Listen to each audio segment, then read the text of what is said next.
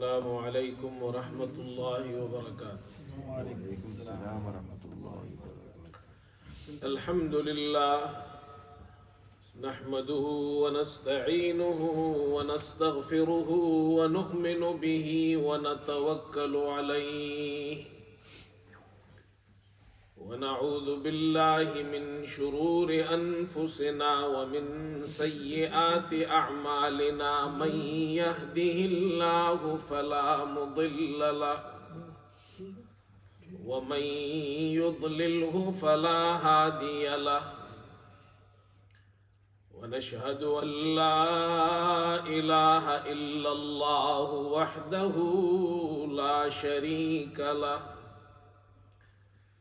ونشهد أن سيدنا وحبيبنا ومولانا محمدا عبده ورسوله صلى الله تعالى على خير خلقه محمد وآله وأصحابه أجمعين أما بعد فأعوذ بالله من الشيطان الرجيم بسم الله الرحمن الرحيم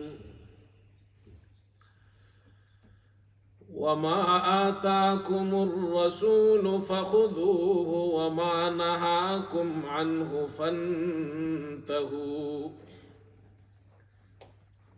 وعن علي رضي الله تعالى عنه قال رأيت رسول الله صلى الله عليه وسلم أخذ حريرا فجعله في يمينه وذهبا فجعله في شماله ثم قال إن هذين حرام على ذكور أمتي أو كما قال رسول الله صلى الله عليه وسلم۔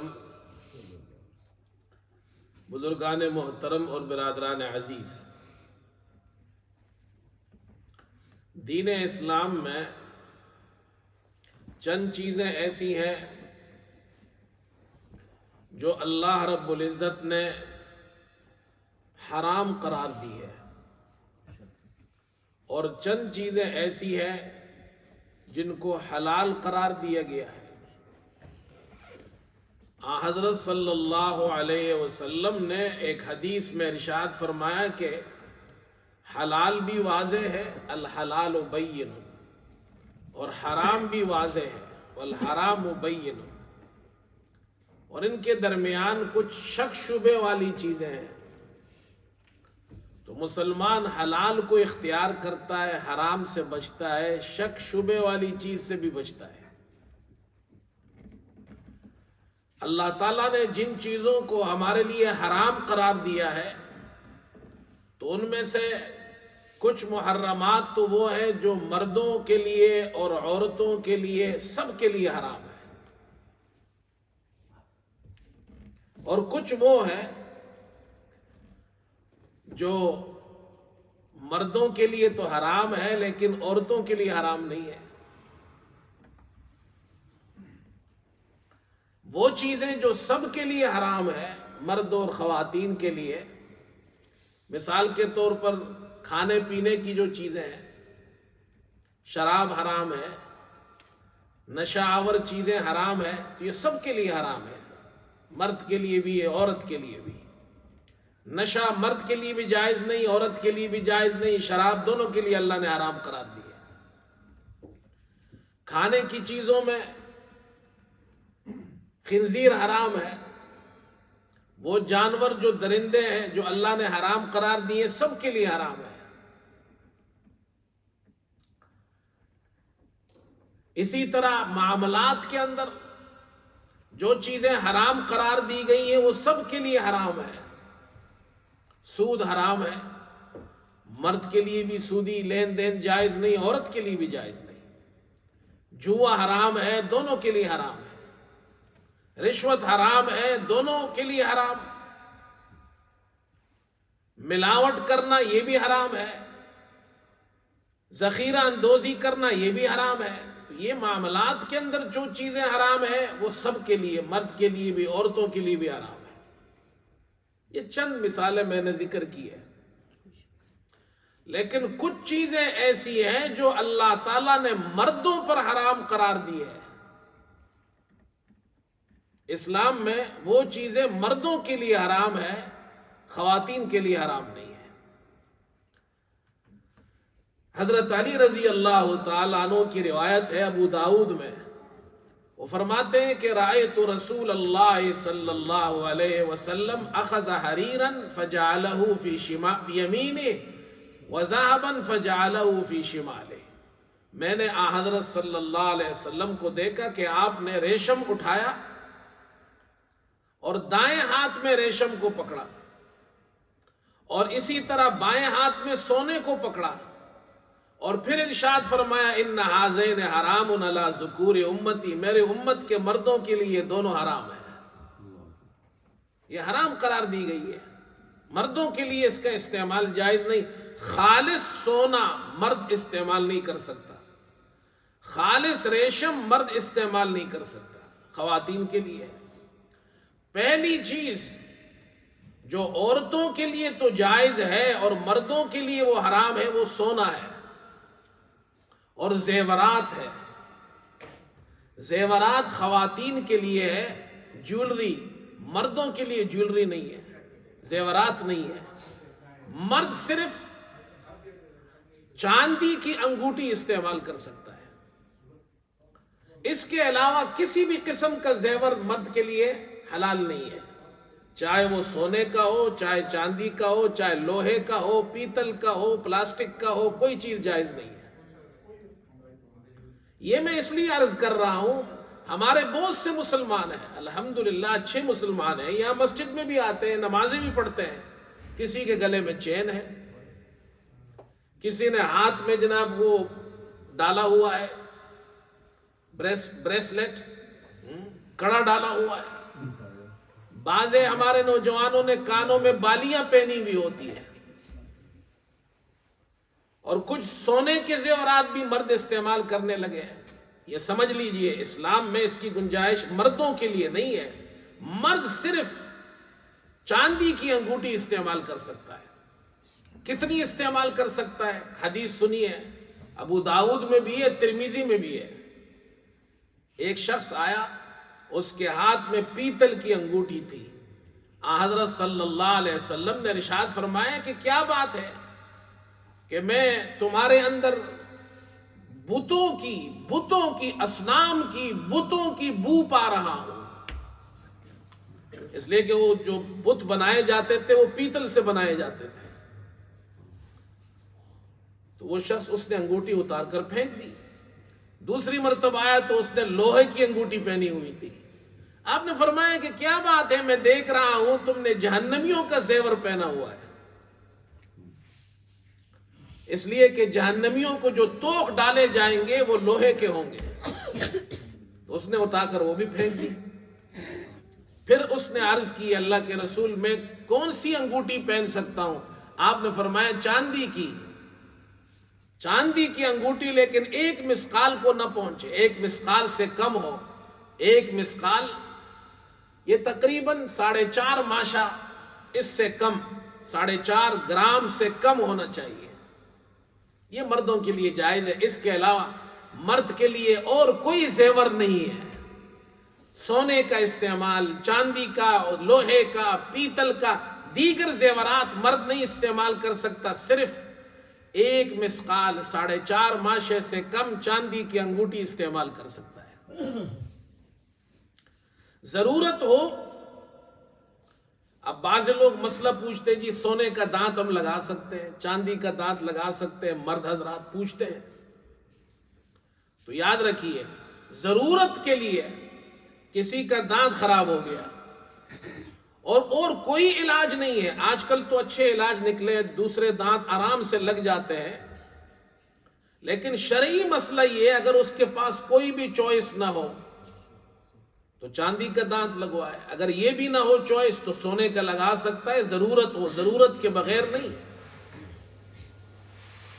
چنانچہ ہمیں روایات میں ایک روایت ملتی ہے، عرفجہ بن اسعد، یہ ان کی ناک کٹ گئی تھی جنگ کے اندر، حرب الکلاب، ایک جنگ ہوئی تھی عربوں میں، اس جنگ کے اندر ان کی ناک کٹ گئی، تو انہوں نے چاندی کی ناک بنوائی، لیکن وہ ان کو موافق نہیں آئی۔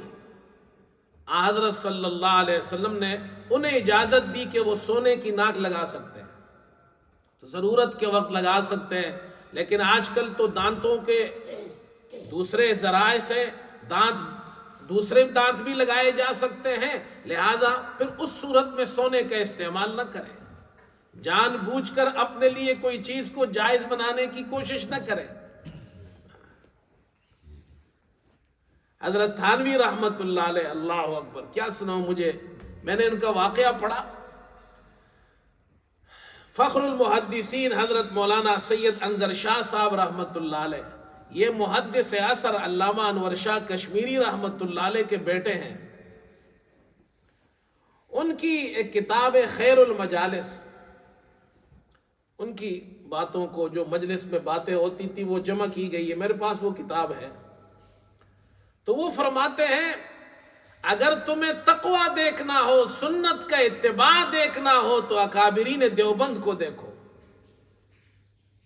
ایسی نظیر تمہیں نہیں ملے گی، ان جیسے لوگ نہیں ملیں گے، کیسا تقوی تھا۔ پھر فرمایا حضرت تھانوی کو دیکھو، حضرت تھانوی رحمت اللہ علیہ کی داڑھ میں شدید تکلیف اور درد شروع ہوا، اطباء کو دکھایا تو اطباء نے، ڈاکٹروں نے مشورہ دیا کہ آپ سونے کا دانت لگا لیجئے۔ اس زمانے میں سونے کا ہی دانت لگاتے تھے، اور تو آج کل کی ٹیکنالوجی نے تو بڑی ترقی کی ہے۔ تو حضرت تھانوی رحمت اللہ علیہ نے اس مسئلے کے لیے باقاعدہ دارالعلوم دیوبند استفتاء بھیجا، خود عالم ہے، لوگوں کو فتویٰ دیتے ہیں، اپنا مسئلہ آیا تو اپنے آپ کو فتویٰ نہیں دے رہے، دارالعلوم استفتاء بھیج رہے ہیں۔ تو دارالعلوم کے محتمم صاحب اور مفتی شفیع صاحب رحمت اللہ علیہ، وہ اس زمانے میں دارالعلوم دیوبند میں تھے، یہ حضرات دوڑتے دوڑتے دیوبند اور تہانہ باون پہنچے، اور آ کر عرض کی کہ حضرت آپ کے سامنے ہمارا علم کیا ہے، ہم کیا ہے، آپ کو تو سارے مسئلے معلوم ہیں، اور پھر آپ اس مسئلے کے لیے دارالعلوم استفتاء آپ بھیج رہے ہیں، اس کی کیا ضرورت ہے؟ آپ نے فرمایا بھائی مسئلہ یہ میری ذات کا مسئلہ ہے، میں کسی اور کو فتویٰ نہیں دے رہا ہوں، میری ذات کے لیے مسئلہ ہے، مجھے یہ اندیشہ ہے کہیں میں اپنے ذات کے لیے غیر واقعی گنجائش نہ نکال دوں، اس لیے میرے لیے جائز نہیں کہ میں اپنے بارے میں فتویٰ دوں۔ اللہ اکبر، کیسے لوگ تھے! آج کل تو اللہ معاف فرمائے، لوگ مولوی صاحب پر پریشر ڈالتے ہیں کہ جی مولوی صاحب کوئی نہ کوئی صورت نکال کے دے دے ہمیں، بس جائز ہو جائے، مجھے سونے کا دانت لگانا ہے تو بس جائز ہو جائے، مجھے فلاں کام کرنا ہے۔ اچھا، ایک مولوی صاحب نے اگر کہہ دیا کہ جائز نہیں ہے، پھر دوسرے مولوی صاحب کے پاس جائیں گے، ہو سکتا ہے وہاں سے جائز ہو جائے، ہو سکتا ہے کسی اور مولوی صاحب کے پاس سے جائز ہو جائے۔ یاد رکھو، جو چیز جائز نہیں ہے سارے دنیا کے مولوی بھی مل جائے اس کو جائز نہیں کر سکتے۔ تو یہ یاد رکھو، سونے کا استعمال یہ جائز نہیں ہے مردوں کے لیے، زیورات مردوں کے لیے جائز نہیں ہے، سوائے چاندی کی انگوٹھی جو 1 مسقال سے کم ہو، 4.5 ماشا سے کم ہو، اس کے علاوہ کوئی زیور مرد استعمال نہیں کر سکتے۔ یہ پہلی چیز ہے جو مرد اور خواتین میں فرق ہے، خواتین کر سکتی ہے، مرد نہیں کر سکتے۔ دوسری چیز خواتین کے لیے جائز ہے، مردوں کے لیے جائز نہیں ہے، وہ چیز کیا ہے؟ وہ ریشم ہے، پیور ریشم، خالص ریشم، خالص ریشم۔ آپ صلی اللہ علیہ وسلم نے، بخاری شریف میں روایت ہے، آپ نے فرمایا لا تلبسوا الحریر ومن لبسه فی الدنیا لم یلبسه فی الآخرہ، او کما قال علیہ السلام، مردوں سے فرمایا ریشم مت پہنو، جو دنیا میں کوئی مرد ریشم کا لباس پہنے گا وہ جنت میں ریشم کا لباس اللہ اسے نہیں پہنائیں گے، اس سے محروم ہو جائے گا۔ جنت میں جنتیوں کو، مردوں کو بھی اللہ ریشم کا لباس پہنائے گا، سونے کے کنگن پہنائے گا۔ اللہ اکبر۔ فرمایا یحلون فیہا من اساور، یحلون فیہا من اساور من ذہب ویلبسون ثیابا خضرا من سندس واستبرق۔ جنت کے اندر اللہ ان کو سونے کے کنگن پہنائے گا، سونے کے کنگن مردوں کو پہنائے جائیں گے، باریک اور موٹے قسم کے ریشم کا لباس اللہ ان کو پہنائے گا۔ وہ لباس پہنیں گے وہاں پہ، ایسا لباس جنت میں تو پہن سکتا ہے، اللہ دے گا وہاں ریشم کا لباس۔ دنیا میں مرد ریشم کا لباس نہیں پہن سکتا۔ ابو موسیٰ اشعری رضی اللہ عنہ فرماتے ہیں حضرت صلی اللہ علیہ وسلم نے ارشاد فرمایا کہ ریشم، خالص ریشم اور سونا میری امت کی کے مردوں پر حرام کر دیا گیا ہے، اور خواتین کے لیے، عورتوں کے لیے حلال کر دیا گیا ہے۔ مرد ریشم نہیں پہن سکتا، خالص ریشم۔ ہاں ملاوٹ ہو اس میں، اور ملاوٹ زیادہ ہو اور ریشم بہت کم ہو اس کے مقابلے میں تو پھر پہن سکتا ہے، لیکن خالص پیور 100% ریشم نہیں استعمال کرے، کسی کے لیے بھی جائز نہیں ہے۔ ہاں ضرورت کے وقت جائز ہے، اسلام اعتدال ہے، اسلام کے اندر گنجائش نکل آتی ہے ضرورت کے وقت، ضرورت ہو تو جائز ہے۔ عبد الرحمن بن عوف اور زبیر بن عوام رضی اللہ عنہما دونوں صحابی رسول ہیں، ان کو بدن میں تکلیف تھی، خارش کی شکایت ہوتی تھی، تو اللہ کے رسول صلی اللہ علیہ وسلم نے ان دونوں کو اجازت دی، وہ ریشم کا لباس پہن سکتے ہیں۔ ایک واقعہ نقل کیا ہے، شاہجہاں ایک بادشاہ گزرا ہے ہندوستان میں، تو ہر زمانے کے اندر اچھے لوگ بھی ہوتے ہیں، برے لوگ بھی ہوتے ہیں، کوئی درباری مولوی ہوتے ہیں ہر زمانے میں، بادشاہ کو خوش کرنے کی کوشش کرتے ہیں۔ تو درباری مولویوں نے فتویٰ دے دیا کہ بادشاہ کے لیے، شاہجہاں کے لیے ریشم کا استعمال جائز ہے۔ کیوں؟ اب مولوی جب خراب ہو جائے تو پھر اللہ ہی بچائے اس سے، یاد رکھو بھائی، اللہ مولوی کو خراب نہ کرے، وہ ایک مرتبہ خراب ہو گیا نا تو پوری دنیا کو خراب کر دے گا۔ وہ درباری مولوی تھے تو انہوں نے کہہ دیے جائز ہے۔ اب جائز کے لیے دلیل بھی تو چاہیے، تو انہوں نے کہا جی اس لیے جنگ کے اندر ریشم کا استعمال جائز ہے۔ جیسے میں نے کہا بعض علماء نے اس کی اجازت دی ہے، لیکن خاص صورتوں میں مطلقاً جائز نہیں ہے۔ تو انہوں نے کہا بادشاہ، چونکہ بادشاہ ہمارا ہر وقت جنگ کے عزم میں ہوتا ہے، اور کسی چیز کا عزم جو ہے وہ خود فعل ہوتا ہے، لہذا اس کا مطلب ہے یہ ہر وقت جنگ کی تیاری میں اس کے لیے ریشم جائز ہے۔ واہ جی واہ، فتویٰ دے دیا۔ لیکن اس زمانے کے بادشاہ بھی اچھے ہوتے تھے، وہ بھی سمجھتے تھے کون سا مولوی صحیح مولوی ہے، کون سا درباری مولوی ہے۔ فتویٰ جب آیا تو بادشاہ نے کہا بھائی ٹھیک ہے، آپ نے تو فتویٰ لکھا ہے، ملا جیون کے پاس لے جاؤ۔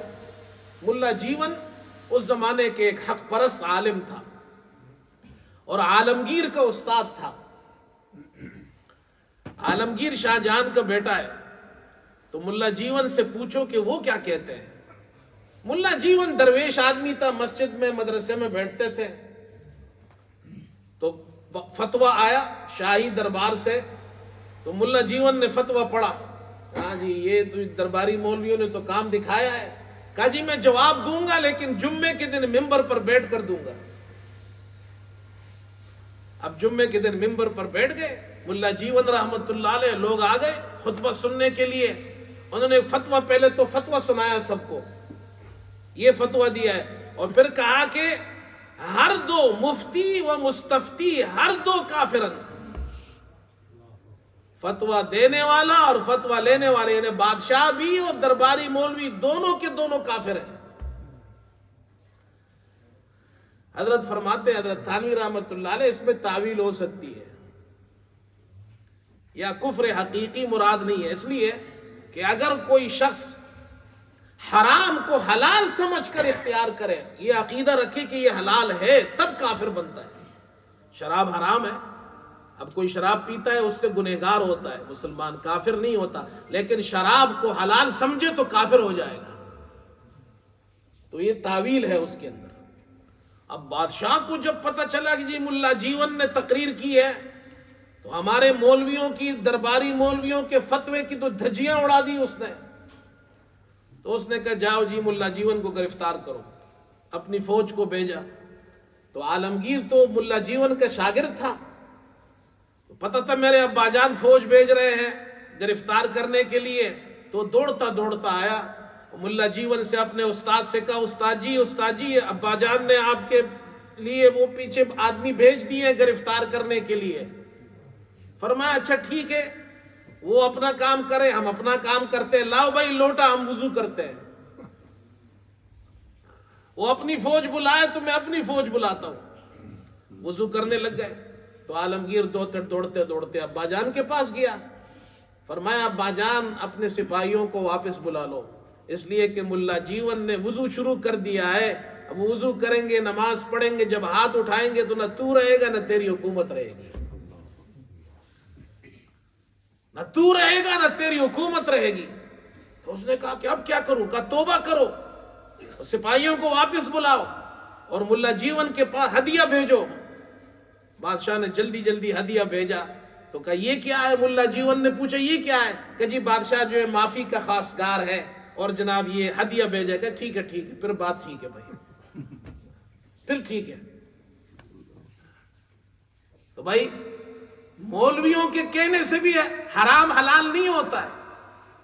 اللہ تعالیٰ نے ریشم کو حرام کیا ہے مردوں کے لیے، تو حرام ہے، مولوی فتویٰ لکھ دے تو بھی حلال نہیں ہوتا ہے۔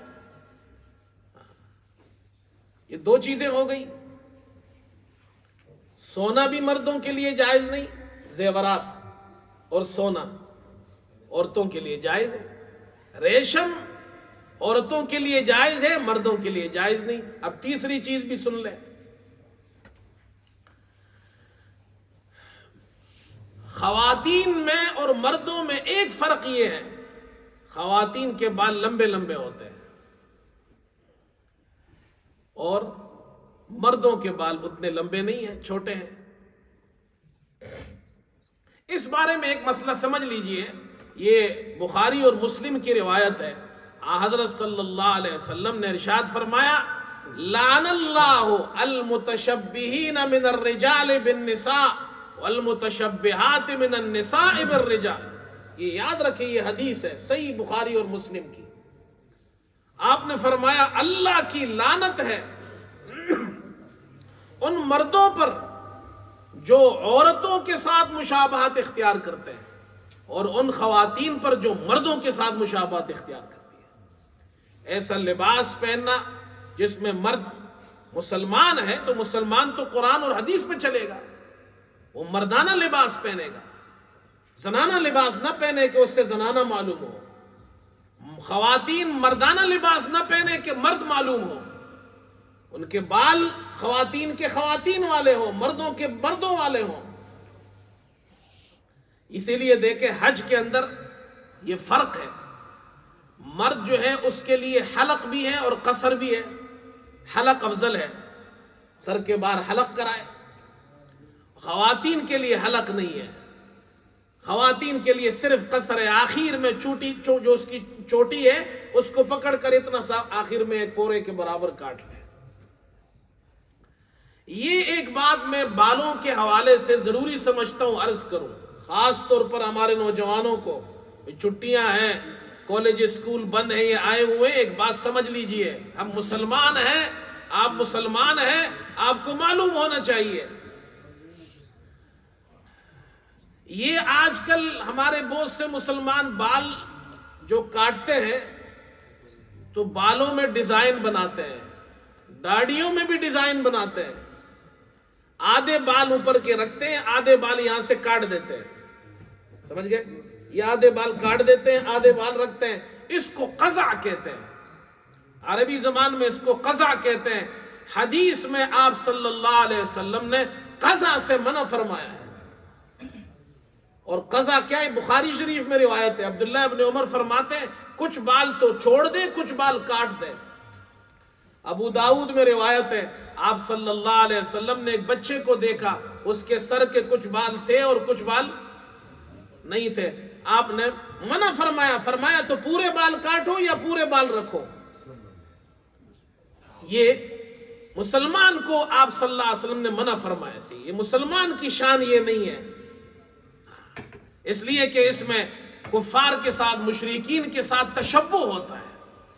ہماری تو اپنی پہچان ہے، مسلمان کیسے بال رکھے؟ دیکھو بھائی، آپ صلی اللہ علیہ وسلم کے بال کیسے تھے ہمیں یہ بھی معلوم ہے. حضرت عائشہ رضی اللہ عنہ فرماتی ہے حضرت صلی اللہ علیہ وسلم کے بال مبارک جمعہ اور وفرہ کے درمیان تھے. جمعہ سے اوپر تھے، وفرہ سے نیچے. یہ 3 قسمیں ہیں. کان کی لو تک بال ہو، سارے بال یوں کرے، ادھر کان کی لو تک آ جائے، اس کو عربی زبان میں کہتے ہیں وفرہ. اس سے تھوڑے نیچے ہو جائے اور کندھوں سے اوپر ہو، لو سے نیچے ہو، اس کو عربی میں کہتے ہیں لمہ. کندھوں تک پہنچ جائے، اس کو کہتے ہیں جمہ. آپ صلی اللہ علیہ وسلم کے بال لمہ یا درمیان تک ہوتے تھے. ہمارے استاد شیخ الحدیث حضرت مولانا سلیم اللہ خان صاحب رحمۃ اللہ علیہ سے جب ہم نے حدیث پڑھی تو انہوں نے بہت اچھی تحقیق فرمائی یہ 3 قسمیں ہیں، وفرہ، لمہ، جمہ. آپ صلی اللہ علیہ وسلم کے بال مبارک یا درمیان تک ہوتے تھے، لمہ. لیکن جب آپ بالوں کی اصلاح فرماتے تھے تو وہ یہاں تک ہو جاتے تھے، وفرہ. اور جب آپ صلی اللہ علیہ وسلم بالوں کو چھوڑ دیتے تھے، اس میں تاخیر ہو جاتی تھی تو وہ کندھوں تک پہنچ جاتے تھے. یہ 3 قسمیں بھائی، وفرہ، لمہ، جمہ، یہاں تک یہ سنت ہے. اچھا، ایک اور بھی سن لیجئے حدیث. حضرت صلی اللہ علیہ وسلم نے ایک مرتبہ ارشاد فرمایا کہ اگر یہ جب ہم غسل جنابت کرتے ہیں تو پورے بدن کو دھونا ضروری ہے. حضرت علی رضی اللہ عنہ فرماتے ہیں آپ صلی اللہ علیہ وسلم نے ایک مرتبہ ارشاد فرمایا غسل جنابت میں اگر کسی نے بال برابر بھی جگہ سوکھی چھوڑ دی، فعل به قضا و قضا من النار، اسے جہنم میں ایسا ایسا عذاب دیا جائے گا. ایک برابر، ایک بال برابر. تو حضرت علی رضی اللہ عنہ نے جب یہ حدیث سنی وہ فرماتے فمن ثم عادیت رأسی، اس کے بعد، اس حدیث کو سننے کے بعد میں اپنے سر کے بالوں کا دشمن ہو گیا. تو حضرت علی رضی اللہ عنہ ہمیشہ حلق کراتے تھے. حضرت علی رضی اللہ عنہ ہمیشہ حلق کراتے تھے اور آپ کی داڑھی مبارک بڑی ہوتی تھی. ہم علی کے ماننے والے ہیں، علی کے ماننے والوں کی داڑیاں بڑی ہوتی تھی. میرے والد صاحب رحمت اللہ علیہ ہمیشہ حلق کراتے تھے، ہمیشہ. وہ حضرت علی رضی اللہ عنہ کی سنت پہ عمل کرتے تھے. اور حضرت علی رضی اللہ عنہ حضرت صلی اللہ علیہ وسلم کی حیات مبارکہ میں حلق کراتے تھے، ہمیشہ سر کا حلق کراتے تھے. آپ صلی اللہ علیہ وسلم نے منع نہیں فرمایا، اس لیے یہ جائز ہے. لیکن میرے دوستو اس سے بچو، اس سے منع فرمایا آپ صلی اللہ علیہ وسلم نے. یہ جو آدھے بال رکھتے ہیں آدھے چھوڑ دیتے ہیں. ہاں، جب آپ بال کی اصلاح کراتے ہیں تو یہ جو سائیڈوں میں کان کے ساتھ جو جگہ ہوتی ہے ادھر تھوڑا تھوڑا وہ یہاں پہ قینچی لگاتا ہے تاکہ بالوں کی اصلاح ہو جائے. یا جو پیچھے پچھلا حصہ ہے جو گدی کا، اس پر تھوڑے بال وہ کاٹ دیتا ہے، اتنی گنجائش ہے. لیکن آدھے سر کے بال رکھنا، آدھے منڈوانا جو فیشن ہے، یہ اسلام میں جائز نہیں ہے. آپ صلی اللہ علیہ وسلم نے سختی سے منع فرمایا. اچھا، ایک بات اور بھی سن لیں، یہ داڑیاں، اللہ توفیق دے بھائی داڑیاں رکھو. میں تو جب داڑھی کی بات کرتا ہوں تو میں کوشش کرتا ہوں بڑی نرم بات کروں نا، سخت بات نہ کروں، کسی کو بھائی میری بات سخت نہ لگے. بھائی ہمیں آپ سے کوئی دشمنی تو نہیں ہے، ہم تو چاہتے ہیں کہ بھائی آپ کو بھی فائدہ ہو، ہمیں بھی فائدہ ہو. قیامت کے دن اللہ کے رسول صلی اللہ علیہ وسلم کی خدمت میں جائے تو جام ان کے دست مبارک سے حوض کوثر کا جام آپ کو بھی نصیب ہو، مجھے بھی نصیب ہو جائے. بھائی اس لیے ناراض نہیں ہونا بھائی. ہم تو آپ سے کوئی دشمنی تو نہیں کرتے ہیں، ہم تو آپ سے جناب خیر خواہی کی بات کرتے ہیں. داڑیاں رکھو، اللہ توفیق دے. میں تو کہتا ہوں نوجوانوں کو پوری نہیں رکھ سکتے، تھوڑی رکھ لو، لیکن مسئلہ سمجھ لو. مسئلہ یہ کہ شرعاً داڑھی بالکل منڈوانا یہ جائز نہیں ہے. اللہ توفیق دے، تھوڑی رکھو، اللہ سے مانگو، اللہ اور بڑھا دے گا. ایک مشت تک داڑھی یہ صحابہ اکرام سے ثابت ہے. عبداللہ ابن عمر رضی اللہ عنہما اور حضرت ابو ہریرہ رضی اللہ عنہ، ان حضرات سے ایک مشت کے بعد وہ کاٹ لیتے تھے. اتنی ٹھیک ہے. لیکن بھائی میری ایک درخواست ہے، یہ آج جناب کیا آپ نوجوان آئے ہیں، آپ کی چھٹیاں آپ آئے ہیں، تو میں آپ سے یہ درخواست کرتا ہوں، او بھائی یہ دین کی بات ہے اس لیے کر رہا ہوں، اللہ توفیق دے تھوڑی داڑھی رکھ لو. لیکن ایک بات یہ بھی، اچھا داڑھی آدھی بھی ہوگی تو داڑھی تو ہوگی نا. بعض لوگ کہتے ہیں جی مولوی صاحب پوری داڑھی نہ ہو، آدھی داڑھی کا کیا فائدہ ہے؟ تو کوئی بات نہیں ہے بھائی، اللہ توفیق دے گا، اللہ سے مانگتے رہو، اللہ اس آدھی کو بھی پوری کر دے گا. اور قیامت کے دن پھر آپ صلی اللہ علیہ وسلم کی خدمت میں جائیں گے. وہ شاعر نے کہا تیرے محبوب کی یا رب شباہت لے کے آیا ہوں، حقیقت اس کو تو کر دے میں صورت لے کے آیا ہوں. لیکن ایک بات بھائی میں سب سے کہتا ہوں، یہ جو خاص طور پہ ہمارے بچے نوجوان ہیں، یہ جو فیشن نکلا ہے نا، داڑھیوں میں ڈیزائن بناتے ہیں. کسی نے ادھر تھوڑی سی ادھر داڑھی رکھی ہوتی ہے، تھوڑی سی ادھر، کسی نے ادھر پتلی سی لائنیں بنائی ہوتی ہے، اور داڑھیوں کے اندر ڈیزائننگ شروع ہو گئی ہے. اب یہ مسلمان کی شان نہیں ہے. اس لیے کہ میرے دوستو داڑھی کاٹنا تو گناہ ہے، لیکن داڑھی کا مذاق اڑانا یہ کہاں سے جائز ہے؟ رسول اللہ صلی اللہ علیہ وسلم کی داڑھی مبارک آپ کی سنت ہے، صرف آپ کی نہیں ہے، تمام انبیاء کی سنت ہے. یہ جو ڈیزائننگ اس میں ہو رہی ہے، کیا یہ مذاق نہیں ہے، تحقیر نہیں ہے؟ کس طرف ہم لوگ نکل پڑے ہیں. اس لیے خدا کے لیے اس سے بچو، یہ ڈیزائننگ چھوڑ دو. ہاں تھوڑی رکھنا شروع کر دو، اور خوبصورت بھی لگتا ہے بندہ. میں بی بی سی میں ابھی ایک رپورٹ پڑھ رہا تھا، وہ ایک مضمون بی بی سی میں آیا، انہوں نے اس مضمون میں عجیب بات لکھی ہے. کہا جی اب بعض علاقوں کے اندر، یورپ کے اندر، غیر مسلموں کے اندر داڑھی رکھنا بھی ایک فیشن بن رہا ہے. تو بھائی چلو فیشن تو فیشن والے کرے، ہم تو سنت سمجھ کر کرتے ہیں بھائی. تمام انبیاء کی سنت ہے. اللہ ہم سب کو عمل کی توفیق عطا فرمائے. وآخر دعوانا الحمدللہ رب العالمین.